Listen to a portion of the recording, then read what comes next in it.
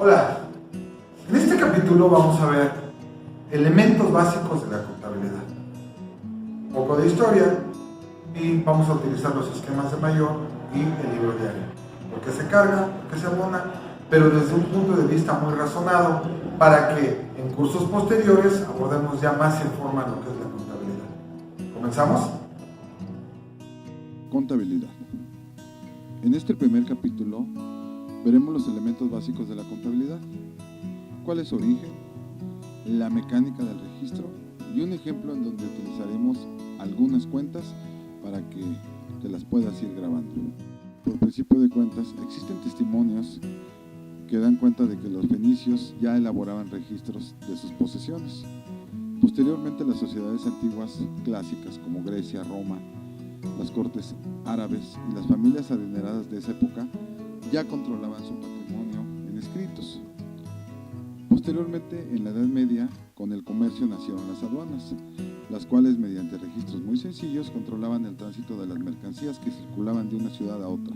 Pero no fue sino hasta por ahí del año de 1494 en Venecia, en Italia, un monje de nombre Luca Pacioli, dentro del escrito Tratado de Cuentas de Contabilidad, usó por primera vez la teoría de la partida doble, dando inicio a lo que hoy conoces como la contabilidad moderna. A todo esto, ¿qué debo de entender por contabilidad? Actualmente decimos que es una técnica que se basa en un sistema de control, que tiene por objeto registrar de manera cronológica todas las operaciones económicas, ya sean de ingresos o gastos, que realiza día con día una empresa o una entidad mercantil. Ahora vamos a ver qué es un ingreso, hablando en términos contables. Un ingreso es el incremento de los recursos económicos de la empresa, pudiendo ser en dinero, en mercancías, en bienes muebles o en inmuebles, incluso en una disminución de las deudas, llamada también condonación. El ingreso se entiende como un aumento en el patrimonio de la empresa. Por otra parte, los gastos, que también son conocidos como egresos en términos contables, esto se hace de forma normal para que la empresa pueda operar. Estos disminuyen el patrimonio de la empresa. Vamos a ver con palabras más comunes a qué nos referimos. Antes de poder verlos, quiero que te des cuenta que en materia contable, ingresos son lo opuesto de gastos o egresos. Por ejemplo, los ingresos los podemos producir cuando vendemos algún producto de los que producimos, cuando vendemos el desperdicio, cuando ganamos intereses bancarios por alguna cuenta o alguna inversión, cuando cobramos intereses moratorios a aquellas personas que tardan en pagarnos, cuando vendemos muebles o inmuebles que ya no utilizamos y que han dejado de ser adecuados para la empresa. Aquí vemos también que cuando nos hacen una condonación de adeudos, por ejemplo, en el sistema financiero, eso representa fiscalmente un ingreso. Hay otro tipo de ingresos que en los siguientes capítulos, cuando tengamos contabilidad más avanzada, iremos viendo. Por otra parte, los gastos o los egresos se producen cuando compramos productos para vender o materia prima para transformar los productos que vendemos, cuando pagamos sueldos y salarios, el pago de impuestos, cuando pagamos intereses bancarios, comisiones o intereses moratorios, es decir, cuando a mí me los cobran. También cuando compramos mobiliario, autos, inmuebles o cualquier otro concepto. Cuando pagamos deudas, cuando hacemos los pagos al IMSS, al Infonavit, o cuando pagamos las utilidades y cuando pagamos las multas, etc. Estos son algunos gastos que se generan por la operación normal de la empresa. Y a todo esto, ¿por qué es necesario hacer o llevar una contabilidad? Podrían existir muchas razones. Las principales quizás sean las siguientes.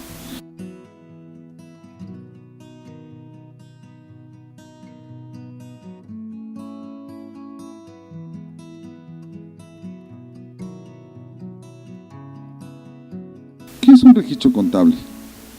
Al principio hicimos mención a la partida doble que perfeccionó Fray Luca Pacioli. ¿Qué es esto? Bueno, esa es la base que rige la contabilidad hasta nuestros días. Esto no es otra cosa más que un razonamiento de registro dual y no tiene nada de complicado. Solo debemos entender una cosa. Si por un lado aumenta algo, por el otro lo disminuye. La teoría de la partida doble nos dice, a todo cargo le corresponde un abono. Esta es su forma más simple de hacer contabilidad. Yo te recomiendo que cuando inicies tu aprendizaje de contabilidad, quiero que imagines una balanza. A mí en lo personal me ayudó mucho. Y mentalmente repitas, si aumenta un lado, consecuentemente se disminuye del otro. Esto te ayudará a que tu registro cuadre. ¿Pero a qué le llamamos cuadrar o cuadrado contablemente hablando? Bueno, es cuando el cargo y el abono son equivalentes matemáticamente. Es decir, del lado izquierdo es lo mismo que del lado derecho. Si por algún motivo tú ves que tu asiento o tu registro no cuadra, le llamamos que está desequilibrado, que es lo mismo que decir no me cuadra. Y ante los estudiantes de contabilidad verás que es una frase muy empleada. ¿Por qué debemos imaginar una balanza cuando hacemos contabilidad? Bueno, porque representa el equilibrio formado por una dualidad. En la contabilidad, al momento de registrar operaciones, nos encontraremos con la misma idea, igualdad entre cargos y abonos. Estos conceptos forman la columna vertebral de la técnica, y no es casualidad que su figura sea similar al de los esquemas de mayor. Incluso en las columnas de registro del libro diario también aprecias que existe una balanza. Y por último, el formato del balance general, cuando lo hacemos en forma de cuenta, realmente es una balanza o contablemente le llamamos una T. Mira, fíjate en la figura que tenemos a la izquierda, en donde la balanza es igual que el esquema de mayor T. Por un lado, tenemos nuestras posesiones, patrimonios o derechos nuestros o de la empresa, y por el lado derecho tenemos los compromisos, las deudas y las obligaciones que hemos contraído. Esto debe estar en equilibrio. Ahora bien, ya que hablamos de los esquemas de mayor, quiero decirte que también se le conoce con el nombre simple de T o regla de T. En la contabilidad los usamos para obtener el saldo de las cuentas previo a los registros. Y cada una de estas esquemas de mayor o T tienen una utilidad. Por ejemplo, vamos a ver qué hacemos cuando controlamos nuestro patrimonio, las posesiones, que significa lo que es mío y lo que me pertenece. Del lado izquierdo veremos que se llama cargo y del lado derecho se llama abono. Por regla general, cuando nosotros estamos contabilizando o registrando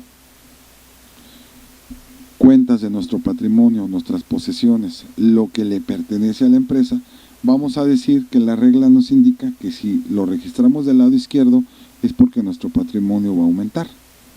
Por el contrario, si lo registramos del lado derecho, nuestro patrimonio tiende a disminuir.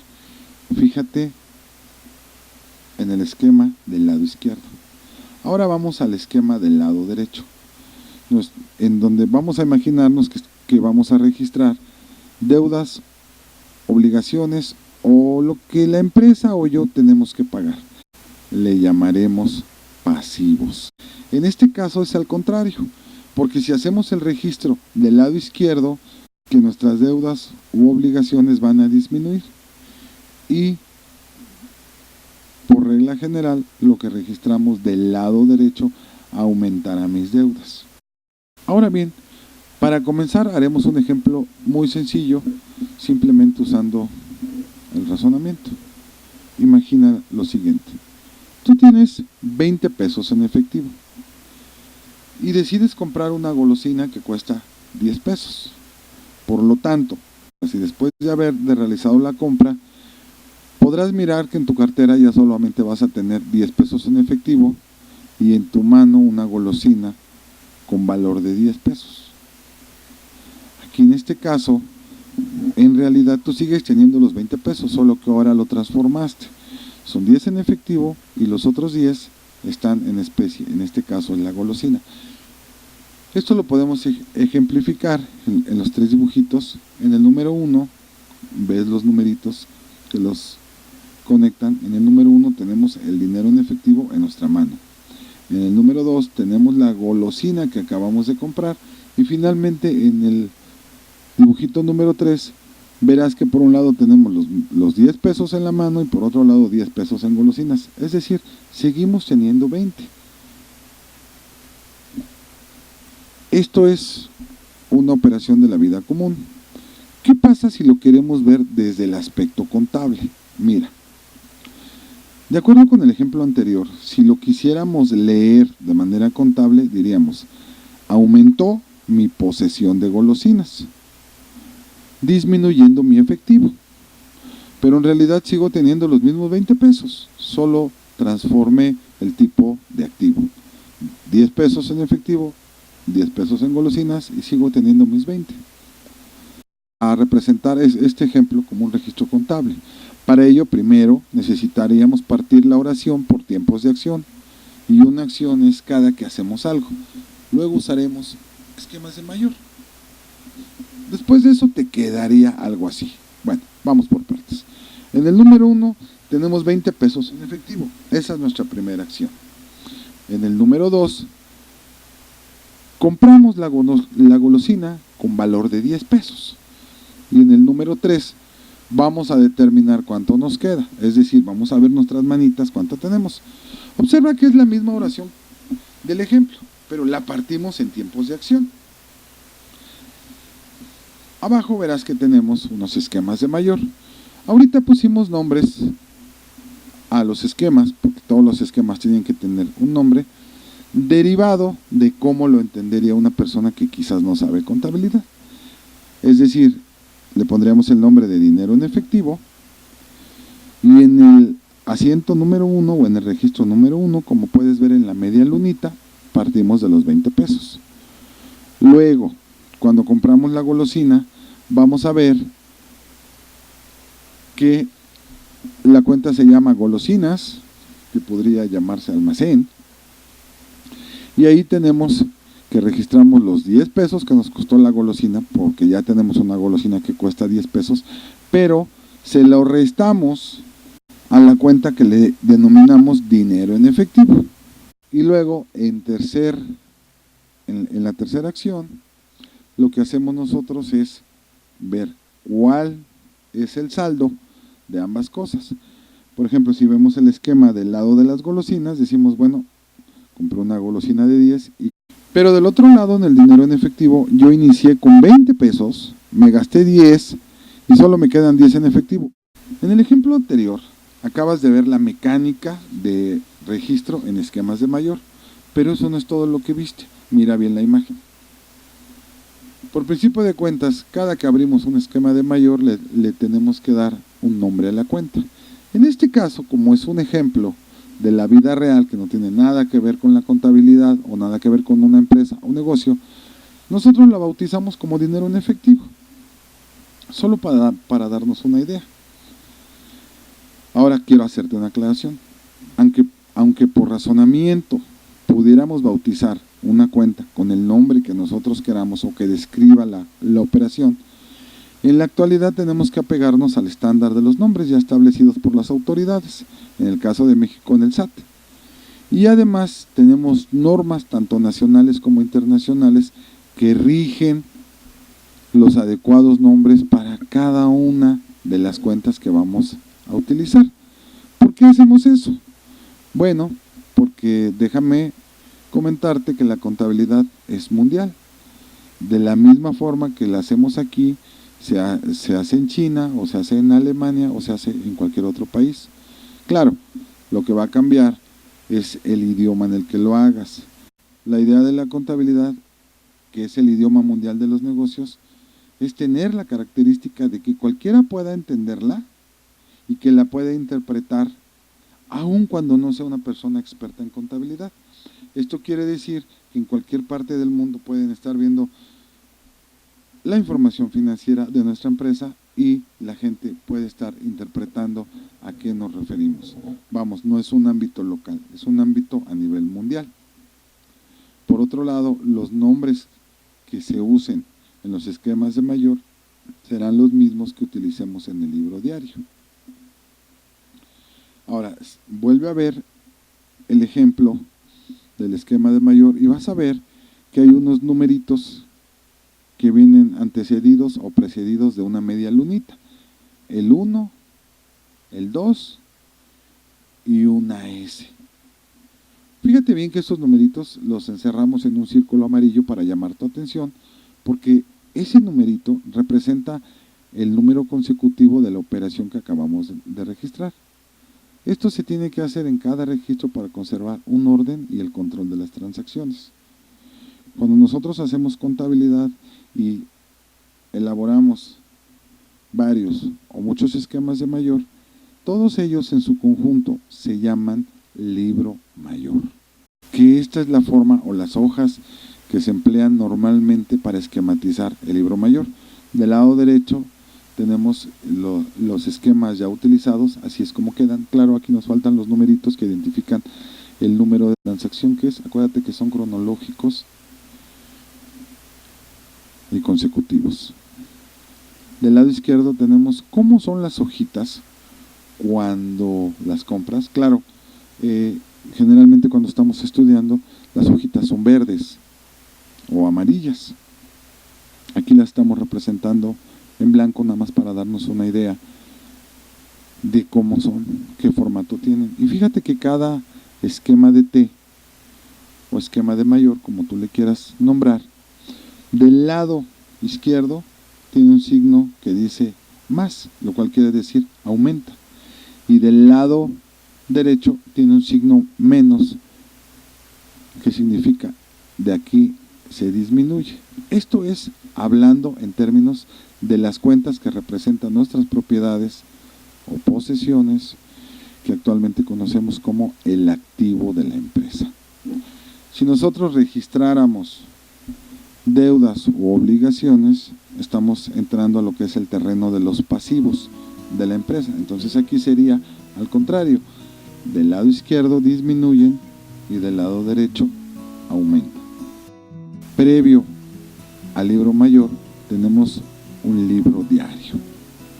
Y fíjate, esta es la forma. Aquí sí tenemos el libro diario representado como comúnmente lo ves cuando estamos estudiando, de color amarillo o de color verde, con el nombre que dice libro diario. Y fíjate que hay varias columnas: fecha, cuentas, parcial, debe, haber. Y aquí es interesante, en el esquema de la izquierda puedes ver que tanto el debe como el haber forman también un esquema de mayor. Aquí te lo puse en color negrito para que lo puedas identificar. Y del lado izquierdo un signo de más, que quiere decir que aumenta, y del lado derecho un signo de menos, que quiere decir que disminuye. Ahorita no te preocupes, no le tomes mucho caso a la columna parcial, porque en nuestro curso 1 explicaremos para qué sirve la columna del parcial. Ahorita nada más quiero que te familiarices con estos formatos. Del lado derecho vamos a encontrar el mismo libro diario, pero ya con algunos registros. Fíjate cómo se usan: se pone la fecha, el nombre de la cuenta, el parcial ahorita no lo veas, en el debe y en el haber ya hay algunas cantidades, y al final hay una palabra que dice sumas iguales, y lo que es la columna del debe es exactamente o es equivalente con la columna del haber. Ahorita acabamos de ver lo que son palabras nuevas para ti: debe y haber. Vamos a explicar a qué se refiere debe y haber. Primero, volvemos a el esquema de mayor y decimos: mira, el nombre de la cuenta, ahorita te voy a dar unos ejemplos para que veas los nombres que ya se tienen, ya están predeterminados, te repito, por las normas nacionales e internacionales y por nuestras autoridades hacendarias. Ahora bien, los nombres nuevos que acabamos de ver es debe y haber, pero el debe no tiene nada que ver con deudas. Ahorita te voy a explicar por qué digo esto. Y el haber no tiene nada que ver con haberes. ¿Ok? Estas palabras debe y haber son sinónimos de cargo, o así lo debes de ver, cargos y abonos. Generalmente y de manera muy técnica decimos el debe y el haber, pero también podemos decir cargos y abonos. Y fíjate cómo vamos a suponer, hablando aquí en cuentas de activo, el debe o cargos aumenta del lado izquierdo y el haber o abonos disminuye del lado derecho. Ahora te voy a dar la explicación. En el terreno de contabilidad, débito es una anotación que vamos a registrar siempre en el debe y representa algo que es propiedad de la persona. Este concepto es opuesto a la palabra crédito que se anota en el haber. Por ejemplo, una tarjeta de débito contiene tus recursos o los recursos de la empresa que están guardados en un banco, es decir, son tus posesiones pero te los guarda el banco. Caso contrario, va a haber palabras como acreedor o creditor o habilitator. Habilitator es la palabra que le da origen al haber. Y fíjate que te lo señalé de color rojito para que lo puedas identificar. ¿Qué es un acreedor, creditor o habilitator?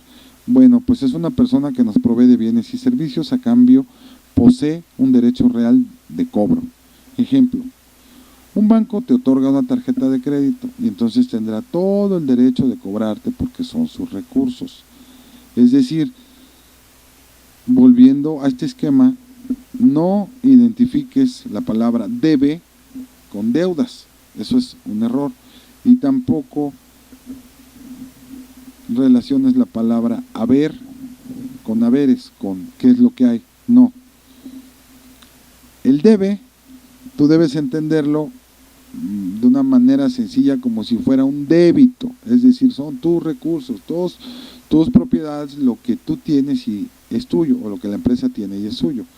Y por el otro lado, el haber proviene de habilitator, que son sinónimos de creditor o acreedor, que es una persona que tiene un derecho real de cobrarnos algo. Por eso es que estas palabras se emplean. ¿Pero por qué empleamos todo esto? No olvides que la contabilidad como tal, como la conocemos o como la manejamos ahora, pues data del año 1494, que fue perfeccionada por el fray Luca Pacioli, que es considerado el padre de la contabilidad. Y en esa época era común utilizar palabras en griego, latín o cualquier otra lengua que era contemporánea para describir ciertas cosas. Eso no nada más se aplica en la contabilidad, se aplica desde hace mucho tiempo y en muchas áreas del conocimiento. Y bueno, como él la perfeccionó, porque no la inventó, ya antes había registros, pero él perfeccionó lo que fue de la partida doble, pues así se quedaron los nombres y así se han venido manejando, pues por lo menos desde hace un poco más de 500 años, ¿no? En donde pues nosotros estamos viendo que siguen los mismos nombres con los que los bautizó. ¿Por qué no se han actualizado? Bueno, porque la contabilidad se extendió por todo el mundo y probablemente en estos momentos sería muy difícil cambiar esos nombres. Una vez que tú ya dominas la terminología y la técnica contable, ya no te causa ningún problema. Por lo anterior, te repito, no creas que las palabras debe y haber están invertidas o equivocadas. Sé que al principio resultan algo confusas, sobre todo porque pues ya no utilizamos tanto esos vocablos, pero si analizas el origen, a qué se refería Fray Luca Pacioli, vas a comprender. Y bueno, aquí te doy una muestra de lo que son las cuentas que ya están establecidas y que vamos a aprender a usarlas y a ver qué vamos a registrar en cada una de ellas para ser consistentes con el estándar nacional e internacional. Por ejemplo, los activos están compuestos por activo circulante y activo no circulante. Y lo que significa el activo circulante es ese dinero que constantemente se está moviendo y que normalmente por el tipo de operación se tiene que mover. Por otra parte, el activo no circulante significa aquello que nosotros compramos, pero no para moverlo, sino para que nos ayuden en la operación normal de la empresa, como puede ser un terreno, un edificio, mobiliario y equipo de reparto, equipo de cómputo, depósitos en garantía que realizamos o inversiones permanentes. Es decir, sigue siendo nuestro dinero, pero por lo menos por un buen rato no lo vamos a tocar, no lo vamos a mover. Por otro lado, están nuestros pasivos. ¿Qué son nuestros pasivos? Pues acuérdate que son nuestras deudas y nuestras obligaciones contraídas. Y aquí se tienen pasivos a corto plazo, que son aquellos que tenemos que pagar, si no de manera inmediata, sí antes de un año, y los de largo plazo, que por su misma contratación o por su misma característica se pagan más allá de un año.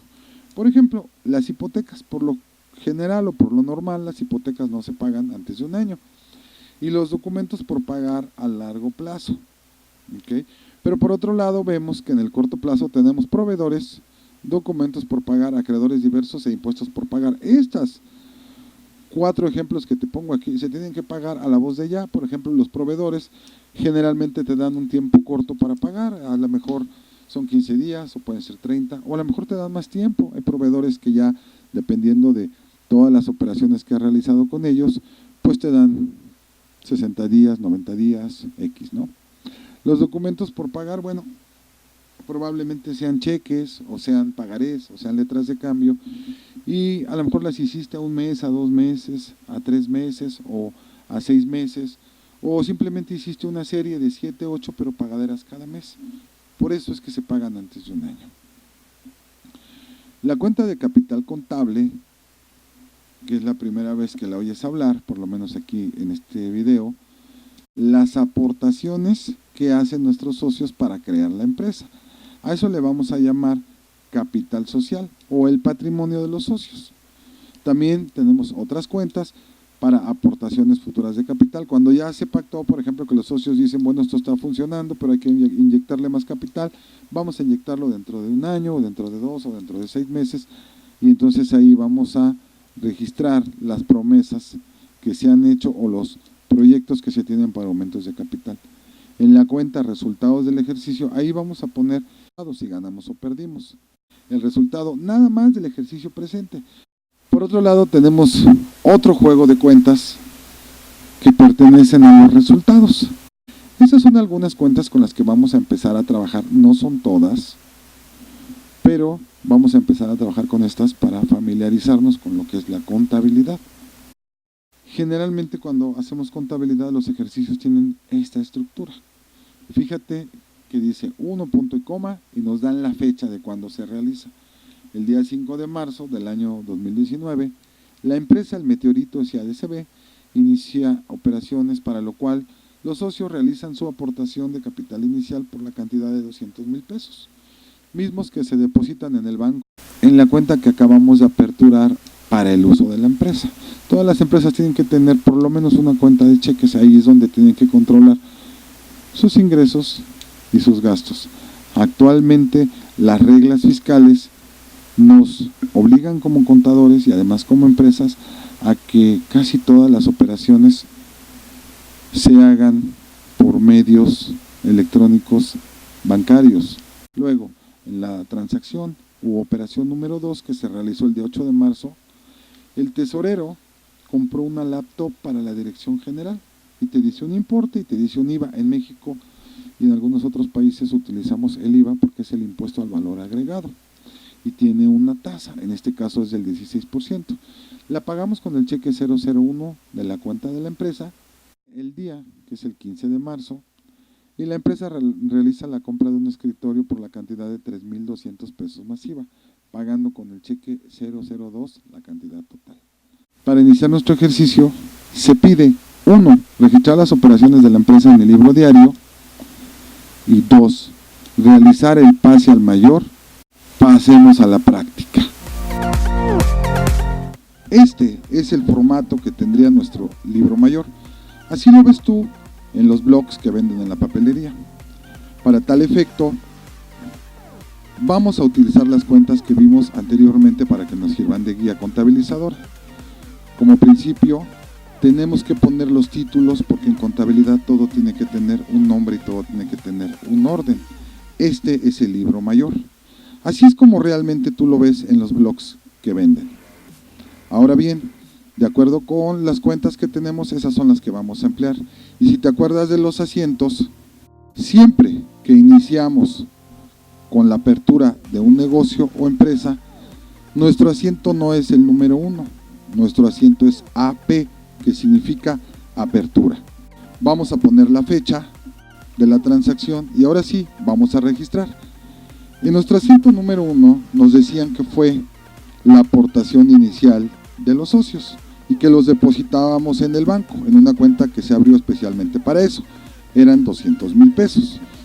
Entonces haremos nuestro primer cargo a lo que es el banco y con un abono a la aportación de los socios, que en este caso es nuestro capital social.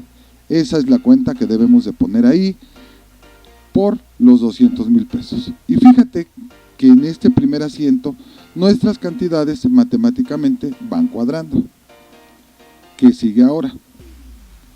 Bueno, todos los asientos tienen un enunciado y ese enunciado tú lo puedes inventar, pero tiene que reflejar lo que estás tú registrando. En este caso le vamos a poner esto de la aportación inicial de los socios. Acto seguido, nuestro primer registro ya quedó completo. Ahora necesitamos hacer el corte de registro y ahora sí vamos a iniciar con el número 1. Ya lo ves. Y vamos a empezar poniendo la fecha y después elegimos la cuenta. En este caso lo que compramos fue una laptop para el director general y se pagó del banco.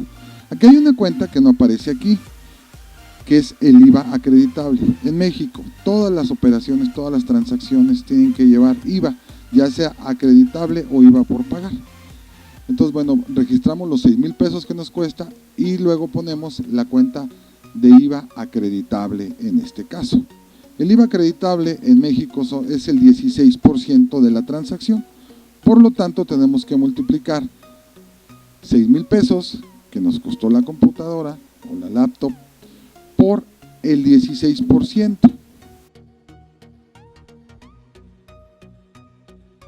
Acto seguido, ¿de dónde salió el dinero?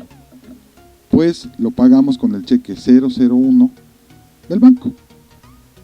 Entonces el importe que nos cuesta la laptop más el IVA generado del 16%, y eso es lo que ponemos como abono. Enseguida viene el enunciado. El enunciado, te repito, tú lo inventas, bueno, cada contador lo inventa, cada persona que está haciendo el registro lo inventa, y en este caso es por la compra de la laptop. Cerramos o hacemos el corte de asiento y comenzamos el siguiente, que en este caso se originó el día 15 de marzo, que es cuando se compra un escritorio.